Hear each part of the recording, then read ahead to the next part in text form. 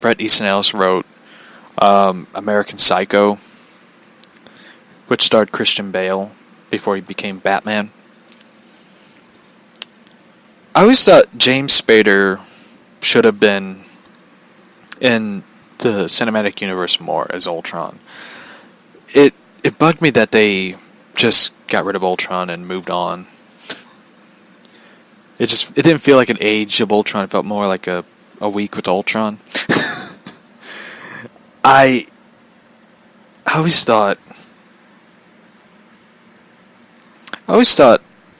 James Spader should have been in Superman. He should have played Brainiac. I always thought if there was like one villain James Spader should play, it should be Brainiac. I just always thought Spader should be this villain that's more powerful than anybody. Like, I look at Brainiac as sort of like this villain that should be more menacing. Like I talked about once with my uncle about Superman. It's that they never made a true Superman film.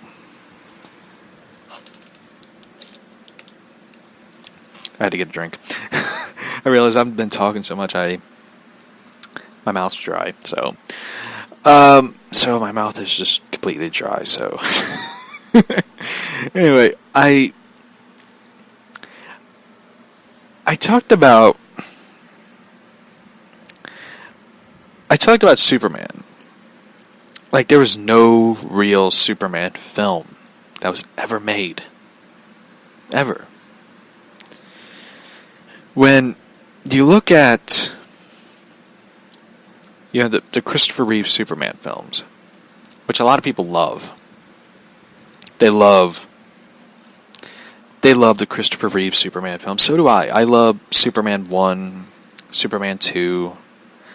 3 was okay. 4 was kind of like, what were they thinking? And there was never a real Superman film after 1 and 2, because you had Richard Donner, who was a brilliant director.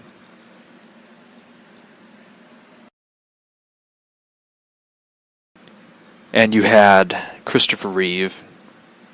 You can never forget his performance as Superman. But there was never really a true Superman film in the comics. Never made from the comics to now. I mean, I look at Zack Snyder's Superman film, and I thought it was a great film. I was just like, wow, I could have just sat at home and watched Superman 2. Because it was basically what it was. It was like a Superman 2 with more CGI, more special effects, more anything. If you be honest about it, what did General Zod want when he was destroying Metropolis? He wanted Superman. They duke it out. Superman gets beat. Then they take it to the Fortress of Solitude. Remember when Superman brought the alien technology after talking with, Jor-El and all them, blah, blah, blah. Takes out half of Zod's army. Sends them to the Phantom Zone, even though they wouldn't say it.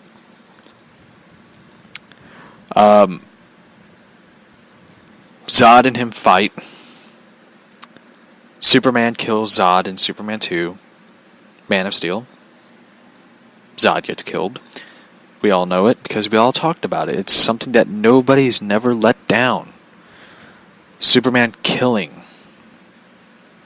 Snapping Zod's neck. They clearly forgot the Superman 2, where Superman throws Zod into like a liquid, foggy pit thing. Whammo.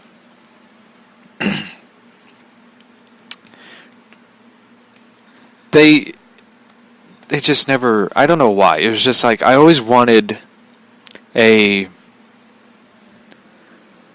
Brainiac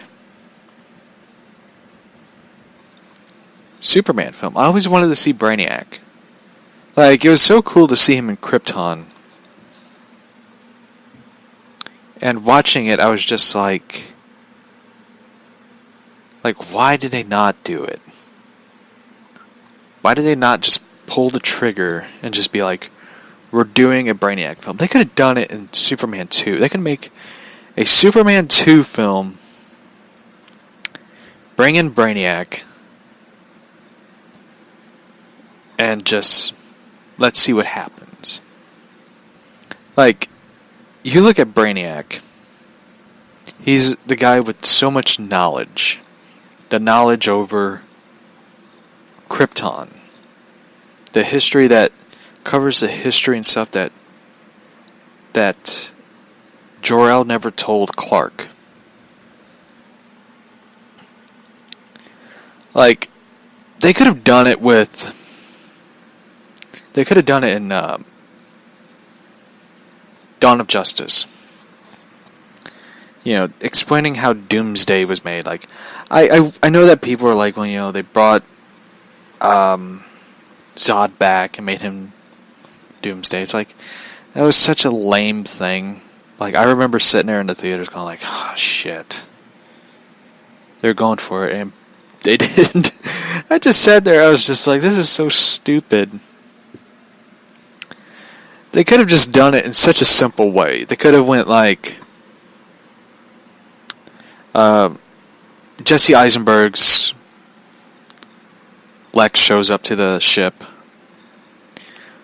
And he finds this recording. He hits a button and there's a recording of a conversation between Jor-El and Zod over the Project Doomsday. And Zod goes, you know, Zod says to Jor-El, I sent the thing down to Earth, underground, where nobody could find it. Jor-El, did you seal it up? And Zod goes, I did. And Zod goes, they should have never made this thing, this abomination, this Doomsday. And Jor-El goes, unless we forget the best, we forget it. We don't talk about it anymore. So Lex goes down underground, goes to the door, takes a Kryptonian rock, stabs the door, a Kryptonian key, better yet, opens it up and awakens Doomsday. Doomsday just goes fucking berserk. And just destroys everything, and Superman notices it, and the reason they sent Doomsday down there was it smells Kryptonian blood and wants it. That's the best fucking way they could have done it. And of course, you know, Batman intimidates Lex, asking, why did you do it? And Lex goes, well, the alien must die. That's how they should have done it, man. That would have been great. Just in my opinion. But, you know, like, they could have done, like, so much history of it, like, Kryptonians meeting, Themyscirian people, Wonder Woman's people. They both collide and don't get along, because Themyscirians believe that Kryptonians from another Earth should not come to this Earth. Yeah, just so much history. They could have done so many things. Atlanteans and, you know, all that. They could have done it. Like, they could have made, like, a whole, you know, history of different aliens, you know, the history between the Kryptonians, the Themyscirians, and the Atlanteans. They could have done it all. Like, they could have made such a mythology of it. Kind of like the Greek gods stories. They could have done it. But they didn't. They didn't. It just kind of bugged me, because I always loved history. I always thought, like, It'd be such a cool thing. Like, you can learn the history of Kryptonians and all that, even though they don't exist, but it would have been great. It would have, in my opinion. Yeah, but it didn't happen. Kind of sucks, though, but, you know. What I know, I'm not a writer for Hollywood, so should be, but, you know.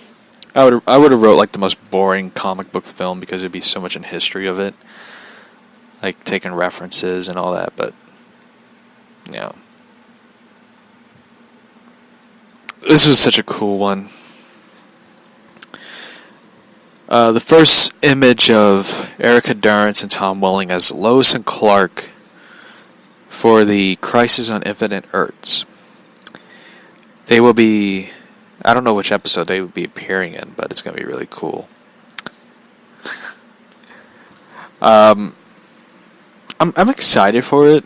Like, I saw the image of it. They took a photo in front of the barn where they always shot Smallville. And it just made me, like, smile because it was just like, wow. Like, it was a moment of, like, wow, they're coming back. They're gonna... It was so different, like, looking at the photo of it, and it's just like, there's no Oliver, there's no Chloe, she's probably in prison for Nixium. There's no Martha, John, Lex. It's just those two, and it's just like, wow, like, everyone around him's gone, like, there's nobody there. Any movie you suggest for DC to make? One film I always wanted to see DC make is, oddly enough, I always wanted to see them make a Green Arrow film. I always thought Green Arrow kind of was... Like, I enjoyed the show Arrow. Like, I love the first season of it because it's really a cool take on it. Even though people got upset that he kills people. But for me, I always wanted to see Arrow made into a film, but I sort of kind of moved on from it. I really want to see more of is a Swamp Thing film, like a Swamp Thing horror movie. Like, if there's anything that should be made into like a rated R, it's Swamp Thing. I always thought Swamp Thing should be a... I know the show, they raised the bar of it, but it was really disappointing that they never made a Swamp Thing movie. I mean, they did. I think in the 80s they did. Like, they made like a really... It didn't really look more like a Swamp Thing film. It looked more like what's the title of it? Toxic Avenger film. It didn't look like a Swamp Thing film. It looked more like a bad Toxic Avenger film. And it was really disappointing. Like, I know they have it on, like, I think on YouTube. Like, you can watch it and just laugh at it. It just didn't really... It just really didn't look great. It looked really awful. Like... And it's hard to believe that Wes Craven directed it of all people. You know, and I love Wes Craven's work. I love Nightmare on Elm Street and Scream. But that Swamp Thing film was bad. I love the poster of it, the poster art, because it's back then when they made poster covers for films that looked really cool. Looked more like art than a photograph. A photoshopped edited photo.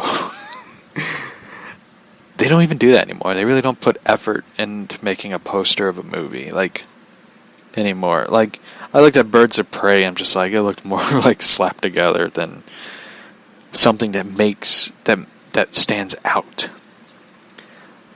Like, I love the Boris Karloff Frankenstein poster. It was like an art. It was like an art piece. It